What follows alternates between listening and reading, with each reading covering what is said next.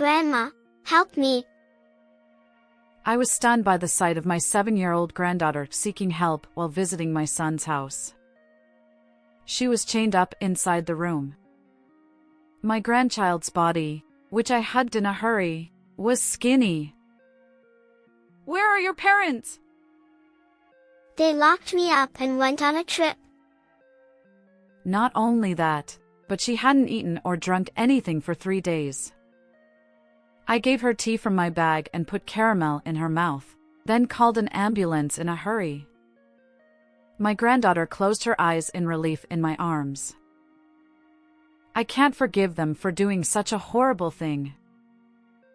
I decided to send my son and daughter-in-law to hell in place of my helpless granddaughter. I'm Nancy, 62 years old. I work part-time at a 24-hour supermarket about 4 days a week. I live alone because my husband passed away 5 years ago. I'm not struggling to make ends meet because my husband left me some assets, but I wanted to work while I'm still healthy. My son Michael got married 8 years ago and lives in a house about 30 minutes away. My daughter Olivia got married 6 years ago and moved to the neighboring state, but I felt relieved because we could meet if we wanted to.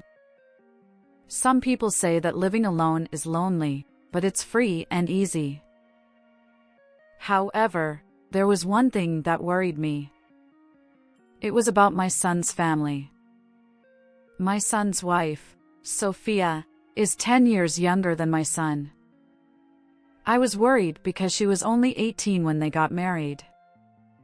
She met my son while working part-time at the convenience store where he worked as a manager. I was surprised when she came to greet me for the first time. "Oh, you're Michael's mom? You're pretty young. I'm Sophia. Nice to meet you." Huh? Pretty young? Oh. Nice to meet you. I'm Nancy. You seem like a nice person. By the way, can I have some pocket money? Can you ask to give me some, Michael? I felt uneasy seeing Sophia's flashy makeup and childish behavior. Not only that, but she couldn't speak politely and even begged for money. I couldn't stand watching my son fawn over his young girlfriend either. "Hey! Mom, isn't Sophia cute? Treat her like your real daughter and give her some pocket money." I wanted to hit my son's head for his ridiculous comment, but I held back because Sophia was there. "I'm sorry. I don't have any cash on me right now." You're stingy. Sophia clicked her tongue and pouted like a child. To be honest, I wanted to oppose their marriage because of this situation, but I had to accept it because Sophia was already pregnant with Michael's child. I thought that even though Sophia was young, she would become a little more responsible once she became a mother, but my expectations were dashed. After getting married, my daughter-in-law started giving me various reasons such as severe morning sickness and feeling heavy to ask me to do things for her. Hey, Nancy. I'm feeling nauseous, so can you go shopping and make dinner? I want steak. You're feeling nauseous, but you want to eat meat? Huh? Oh, it's for Michael. I'll only eat a little. Oh, and if you could buy some ice cream, that would be great. I don't know what she thinks of me. I wanted to complain, but I didn't have any words to say to her ridiculous requests. In addition, Sophia asked me for some money because my son's income was low and they couldn't live a satisfactory life. I gave her about $350 every month. When I consulted with Michael, he said this. "Yeah, that's right. The store's business has been bad lately, so my salary has decreased. I appreciate your monthly support. Thanks, Mom. In return, we'll take care of you in your old age."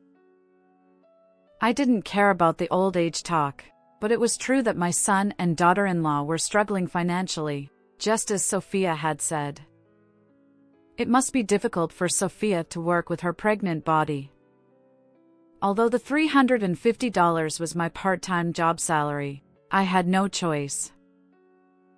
We're family, so we have to help each other when we're in trouble, right? Sophia's parents lived far away, and she was still young. I thought that way and accepted her requests. However, my feelings didn't get through to them. I had no idea that my son and daughter-in-law would cause such an incident at that time.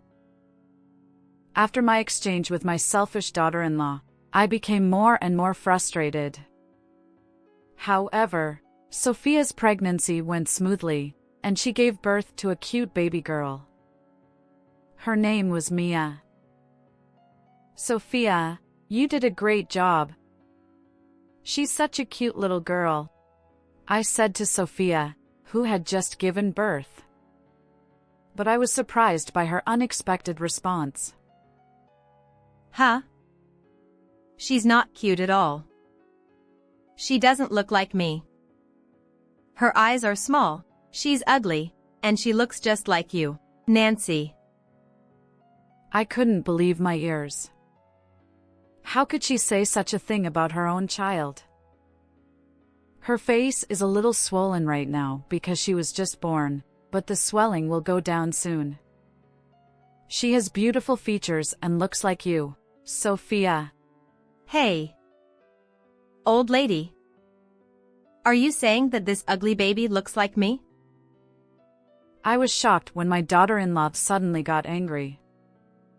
Then, my son started to agree with her. Yeah, she does look like Mom. I wish she looked more like beautiful Sophia. I was furious with their comments, but I could only hope that Sophia's emotions were unstable because she had just given birth and that she would eventually come to appreciate the baby's cuteness. Sophia continued to ask me to do things for her, perhaps because Mia was a handful. Meanwhile, my granddaughter grew up pure and healthy and began speaking at the age of 2. Grandma, I love you. I remember being so happy that I cried when she said that. Grandma loves Mia too. You're a precious little treasure. Mia was pure and obedient, so she seemed like an easy child to raise from my perspective. However, Sophia scolded the young Mia everything, giving in to her own emotions. Ugh, be quiet. Stop crying. Can't you hear the TV? Sophia, maybe Mia is crying because she wants to be comforted by her mom. Why don't you play with her? Humph. She's my child, so don't tell me what to do. You old hag. Sophia raised her voice and spat on me while turning up the volume on the TV. I was concerned about her lack of proper parenting, so I took care of my granddaughter at my son's house on my days off and after work. However, Sophia began to look at me with a nasty expression, and it became more and more obvious. When Mia turned 4 and became less of a handful, Sophia began to avoid me. One day, I visited my son's house with some delicious sweets as a souvenir and tried to feed them to Mia. However, no one answered the intercom, so I pressed the button several times. Suddenly, the door opened, and Sophia came out with a bright red face, furious. You're so annoying. Can't you tell that you're being avoided? Ha! Do you hate me coming here? It's because of you that Mia is closer to you than me. You're a nuisance. To my surprise, Michael was behind Sophia. He had also been avoiding me. Mom, stop bullying Sophia. Don't you feel sorry for her? Don't come here anymore. But what about Mia? We're here for her, so you don't need to worry. I was worried about my granddaughter. but I couldn't argue with her parents. I had no choice but to give up visiting my son's house. Michael, despite refusing my visits, made a brazen request. Hey, I'm short on living expenses. Can you keep sending me money every month? I thought that he wanted to use the money to buy delicious food and beautiful clothes for Mia. I thought it would be used for Mia's sake, even though I couldn't be with her, so I continued to send money. However, looking back now, I should have kept visiting my son's house no matter how much he disliked it. If I had done that, things wouldn't have turned out like this. When Mia turned 7, a terrible incident occurred.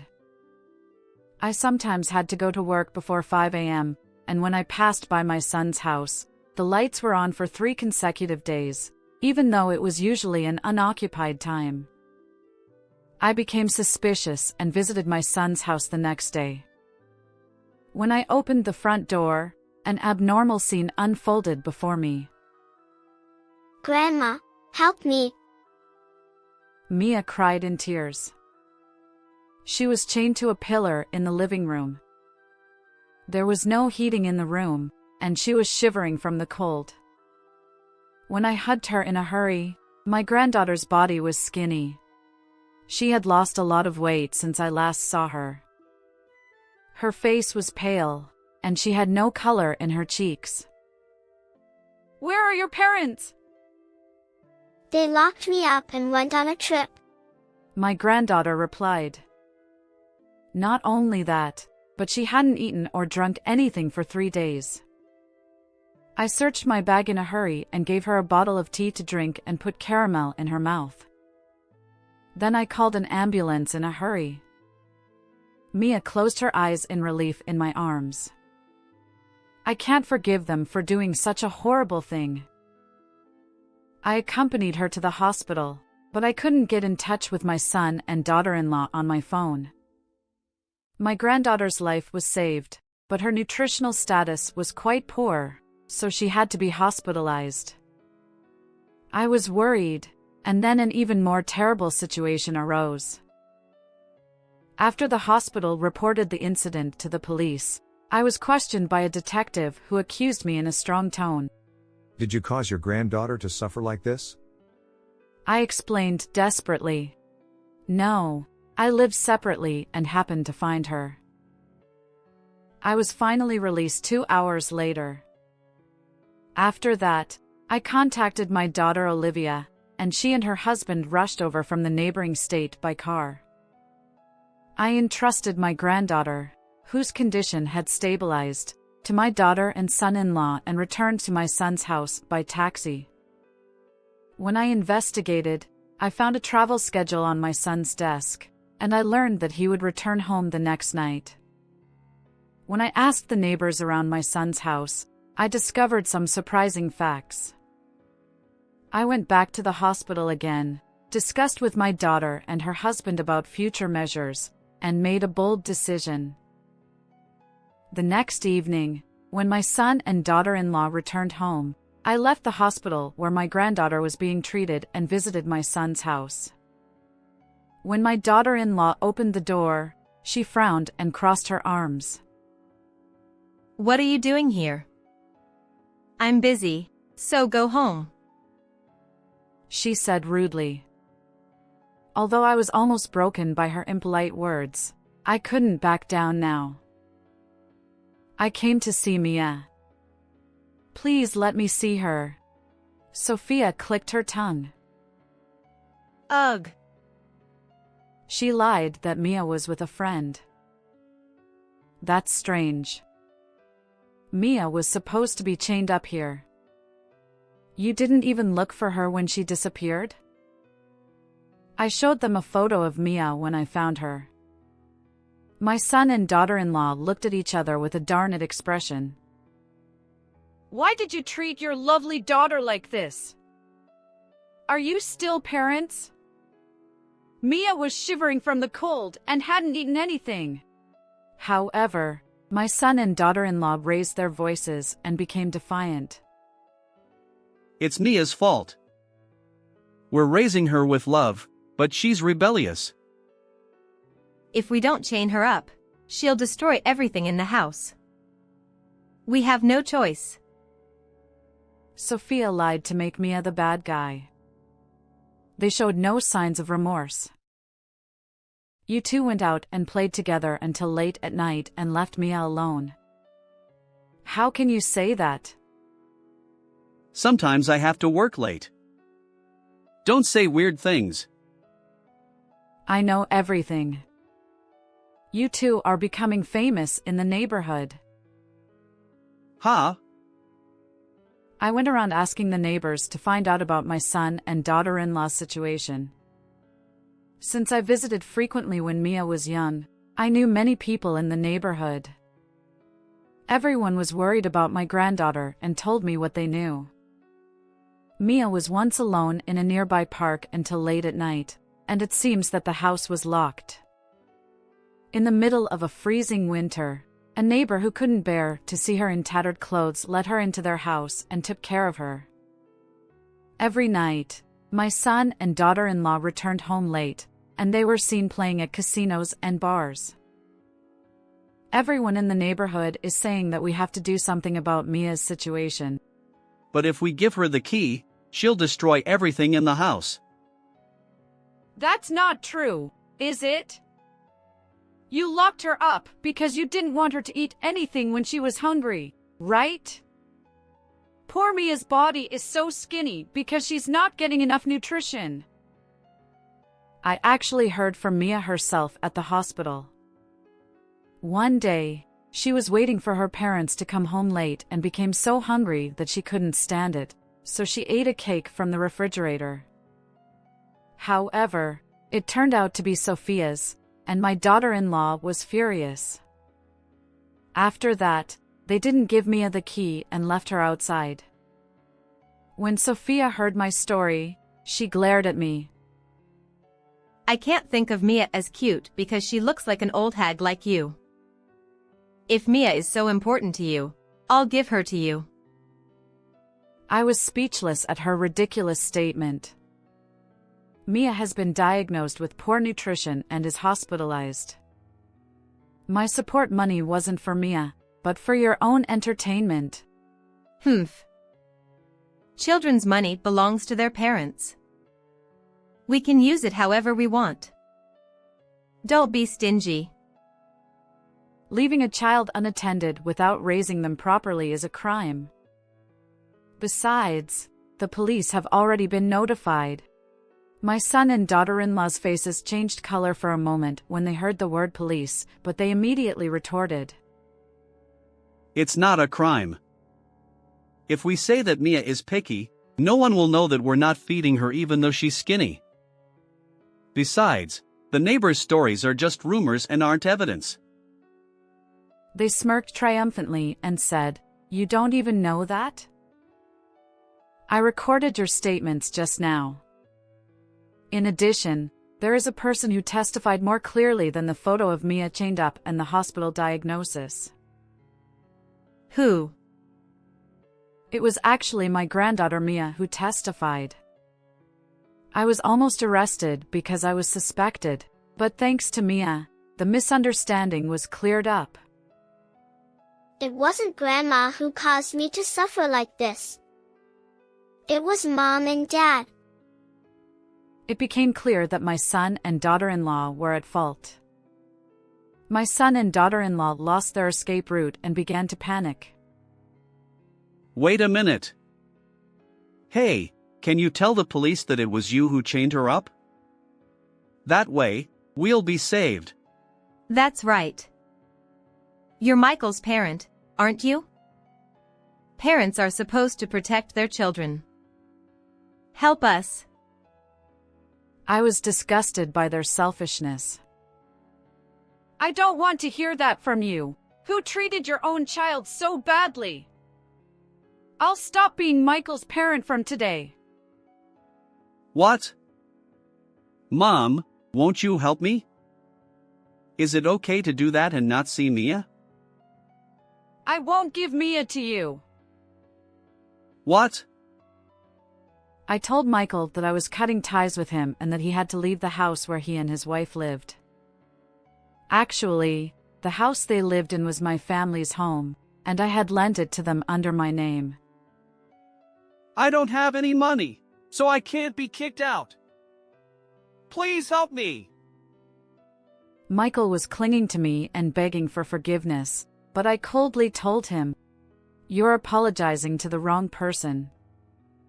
Besides, Mia said she doesn't want to see you anymore. It's sad when a child gives up on their parents."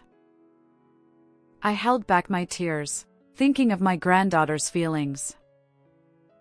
I won't cry in front of these people. The police arrived at that moment. I had already informed the police of the time when my son and daughter-in-law would return home.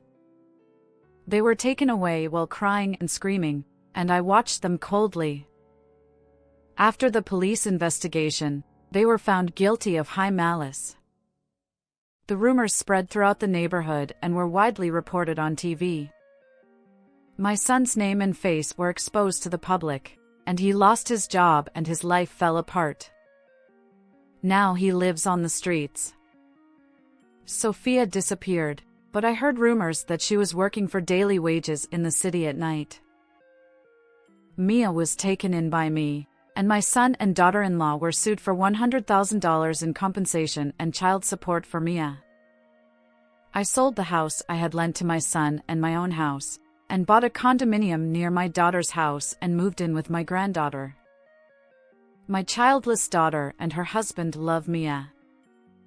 I hope these peaceful and happy days will continue forever. How was this story? Please subscribe to the channel. See you in the next video.